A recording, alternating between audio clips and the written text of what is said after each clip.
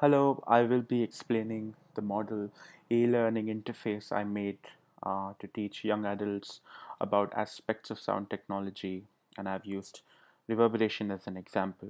And uh, yeah, so I'd like to go over the key concepts I used to construct this interface. And the key concept used here was andragogy, which really means the process through which adults learn. And Malcolm Knowles, the guy who coined the term, also defined its five principles, which were self-concept, adult experience, readiness to learn, orientation to learning, and motivation to learning.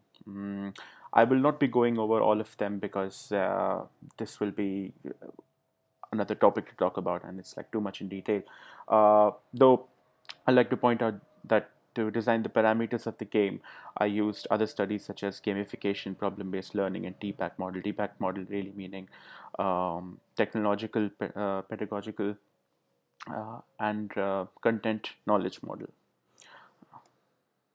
Now, the parts of the game which the user goes through are reading based understanding, experience based understanding, question and answer, and then in the end the user plays and explores what he has learned till now. Now, reading based understanding is where the user gets information regarding the game. This really stems from the TPAC model, where the user really gets the technological and the content knowledge related to the subject. In this case, reverberation. The the game gives you a slide where it tells you what reverberation is. It gives you a simplistic definition with a diagram leading on to different kinds of reverberation. And the guy who really did a lot of advancement in the field of reverberation, the difference between reverberation and echo, and this is something a lot of people get confused with.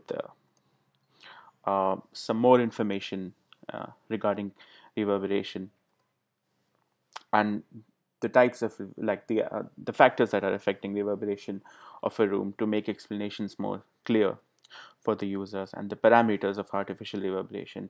Now, I'm not including all the slides that are included in the game because it would be a big process, but I'm including certain examples which I thought were important to be uh, put in this video. Now, experience-based understanding. So after the user really reads through everything, uh, there's an experience-based understanding part where the user really realizes what he has been reading through till now and kind of experience it himself. So I've divided this into two parts, which is one, the user gets it through musical recordings. The other one is the user gets it through trying his or her own voice in different reverberated spaces, or different kinds of artificial reverberations. For example, um, it's an old recording of a classical piece done in in a cathedral, or different historical places where the user can listen to itself to know how he sounds in that reverberated space, like I've included Mace How in this slide.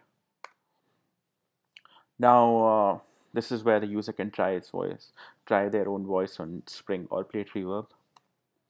Now, question and answer, because after all the content knowledge and the experience-based knowledge the user achieves, the user goes through answering certain amount of questions, and the questions range from the historical aspects of reverberation, like this one, and the user also gets the answer, to more reverb-based questions where the user really has to gauge, which is taken from the problem-solving aspect of the study.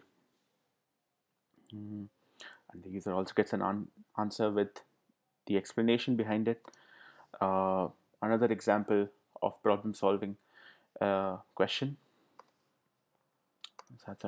And now, as the user goes ahead, the type of questions keep getting a bit more tricky, a bit more advanced than the last one.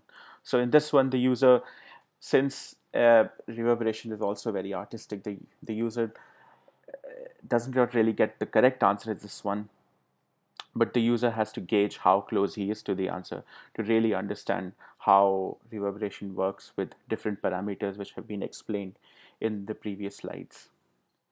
And after answering all the questions, the user gets to explore using different parameters and see how they affect any kind of music. And in this situation, the user gets to play with these sequencers and play with the different aspects of different parameters of reverberation to come up with some sound and explore and have fun. Um, well, I should also say that the practical implementation of this game happened on Unity 3D and Max MSP, and I made both the softwares interact with each other, where Unity 3D was handling the visual information and the visual cues of the software, and the visual basically executing the visual part of the game, and Max MSP was executing the audio bits of the game. Thank you.